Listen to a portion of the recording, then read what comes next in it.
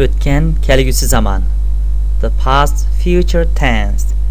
O'tgan kelgusi zaman o'tgan zamandagi ma'lum vaqt turib, shu vaqtdan keyin bo'ladigan ish harakatni ifodalashda ishlatiladi. O'tgan kelgusi zamanning jumla shakli kelgusi zamanninkiga o'xshash bo'lib, yordamchi fe'l will'ning o'rniga o'tgan zaman shakli would qo'yiladi. O'tgan kelgusi zamanning bo'lishliq jumla shakli ega yordamchi fe'l will'ning o'tgan zaman shakli would, harakat fe'l to'ldirg'ich keladi. Masalan, I would go abroad. Men chet elga chiqmoqchi bo'lgan edim. She would come to see me. U men bilan ko'rishga kelmoqchi bo'pti ekan. O'tgan kelgusi zamanning oddiy so'roq shaklini yasashda yordamchi fe'l would jumlaning beshida keladi.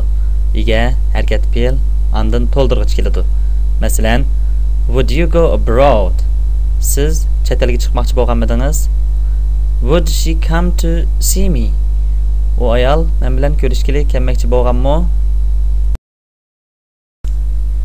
O'tgan kelgusi zamanninki bo'lishsiz jumla shaklini yasashda yordamchi fe'l would ning keyiniga not qo'shib aytiladi. Masalan, ega would not harakat fe'l va to'ldirg'ich keladi.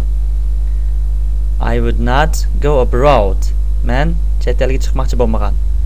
She would not come to see me. U men bilan ko'rishga kelmoqchi bo'lmagan. O'tgan kelgusi zamanning alohida so'roq shaklini yasashda savol almashtiri jumlaning beshida keladi.